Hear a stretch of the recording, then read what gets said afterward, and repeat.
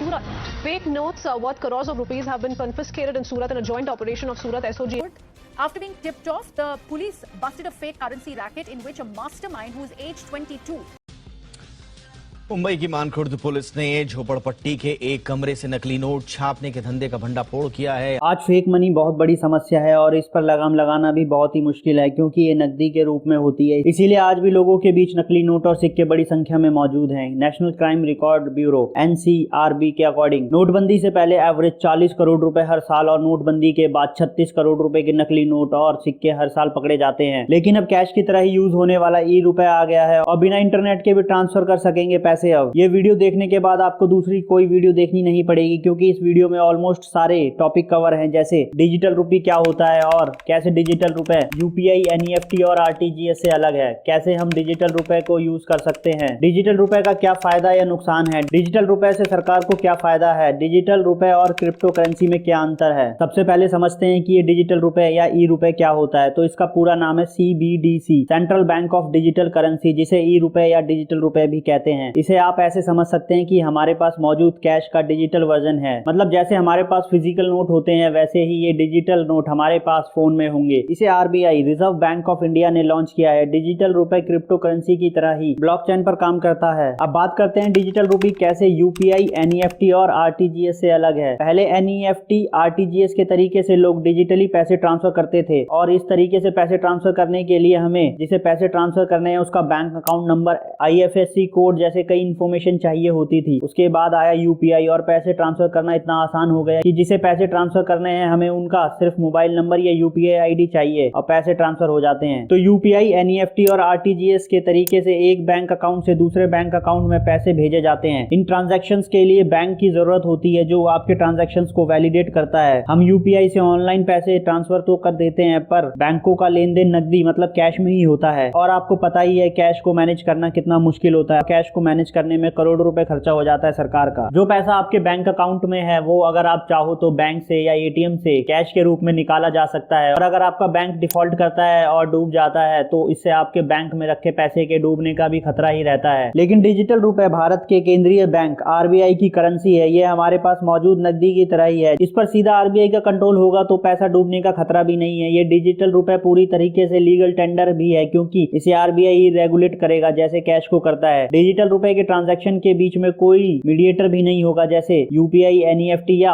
RTGS से पैसे transfer करने में बैंक बीच में होता है जो ट्रांजैक्शन को वैलिडेट करता है। डिजिटल रुपए के पायलट प्रोजेक्ट को 2 पार्टों में लॉन्च किया गया था। 1 नवंबर 2022 को इसको होलसेल ट्रांजैक्शंस के लिए लॉन्च किया गया था। उसके बाद 1 दिसंबर 2022 को इसे रिटेल ट्रांजैक्शन मतलब कि आम लोगों के लिए लॉन्च किया गया। ये पायलट प्रोजेक्ट अभी 4 स्टेट्स में शुरू हुआ है, दिल्ली, मुंबई, बैंगलोर और भुवनेश्वर में। डिजिटल रुपए की वैल्यू भी सेम ही होगी जितनी फिजिकल नोटों की होती है और सबसे बड़ी बात है कि इसे हम बिना इंटरनेट के भी ट्रांसफर कर सकेंगे और ट्रांजैक्शन को कंप्लीट होने में UPI से भी कम टाइम लगेगा। ये डिजिटल रुपए को आप बैंक मनी या कैश में भी कन्वर्ट कर सकते हैं। कैसे हम डिजिटल रुपए को यूज कर सकते हैं और सरकार का क्या फायदा है डिजिटल रुपए से। डिजिटल रुपए को यूज करने के लिए हमें डिजिटल वॉलेट चाहिए जो अभी बैंक सिर्फ कुछ चुनिंदा लोगों को ही दे रहे हैं। उस वॉलेट से आप डिजिटल रुपए खरीद सकते हैं। जैसे आप बैंक अकाउंट से या ATM से कैश निकालते हैं और अपनी जरूरतों के हिसाब से इस्तेमाल करते हैं, वैसे ही बैंक से आप डिजिटल रुपए खरीद सकते हो या कहें कि अपने वॉलेट में ट्रांसफर कर सकते हो डिजिटल रुपए के रूप में और यूज कर सकते हो। अभी सिर्फ 4 बैंक है जिनके पास पायलट प्रोजेक्ट में डिजिटल रुपए खरीदे जा सकते हैं और वो है भारतीय state bank, yes bank, ICICI bank और IDFC first bank. RBI digital रुपए को बढ़ाने के लिए कुछ और बैंकों को शामिल करेगा फ्यूचर में। जैसा मैंने अभी बताया कि पायलट प्रोजेक्ट चल रहा है मतलब टेस्टिंग चल रही है डिजिटल रुपए की, इसीलिए डिजिटल रुपए की कोई एप्लीकेशन प्ले स्टोर या दूसरी किसी जगह अवेलेबल नहीं है। अभी इन 4 बैंकों के पास ही आपको डिजिटल रुपए की ट्रांजैक्शन करने के लिए एप्लीकेशन या वॉलेट मिलेगा। जैसे हम UPI से पेमेंट करने के लिए बारकोड को स्कैन करते हैं वैसे ही डिजिटल रुपए का भी बारकोड होता है जिस पर सिर्फ डिजिटल रुपए का ट्रांजैक्शन ही हो सकता है। तो हम बारकोड को स्कैन करके पैसे ट्रांसफर कर सकते हैं।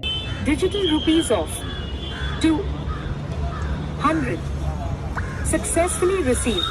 सरकार के फायदे की बात करें तो ई-रूपी से सरकार का फिजिकल कैश मैनेजमेंट का खर्चा घट जाएगा। भारत सरकार पैसे छापने पर करीब 5,000 करोड़ रुपए खर्च कर देती है। डिजिटल रूपी के आने के बाद सरकार को नोट छापने, रखने और उसे लाने, ले जाने और सेटलमेंट आदि में काफी मदद मिलेगी। इसके साथ ही यह करेंसी एनवायरमेंट फ्रेंडली होगी। सबसे खास बात है, आरबीआई का रेगुलेशन होने से मनी लॉन्ड्रिंग, टेरर फंडिंग और फ्रॉड होने के चांस नहीं होंगे। क्रिप्टो करेंसी से कैसे अलग होगा डिजिटल रुपए? क्रिप्टो करेंसी पूरी तरह से प्राइवेट है, इसे कोई मॉनिटर नहीं करता और क्रिप्टो करेंसी पर किसी सरकार या सेंट्रल बैंक का कंट्रोल नहीं होता। ऐसी करेंसी गैर कानूनी होती है। लेकिन आरबीआई की डिजिटल करेंसी पूरी तरह से रेगुलेटेड है, इसमें सरकार की मंजूरी होगी। डिजिटल रुपए की क्वांटिटी की भी कोई सीमा नहीं होगी। जिस तरह क्रिप्टो करेंसी का रेट बढ़ता या घटता रहता है, डिजिटल रुपए में ऐसा कुछ नहीं होगा। फिजिकल नोट वाले सारे फीचर डिजिटल रुपए में भी होंगे और इसकी वैल्यू भी फिजिकल नोट के जैसे सेम ही रहेगी। अगर 500 का नोट है तो वो हमेशा 500 का ही रहेगा। क्रिप्टो करेंसी की तरह नहीं, इसका रेट घट भी सकता है। आई होप डिजिटल रुपए के बारे में आपको बहुत सारी नई इन्फॉर्मेशन मिली होगी। फिर भी अगर किसी का कोई क्वेश्चन है तो वो कमेंट में पूछ सकता है।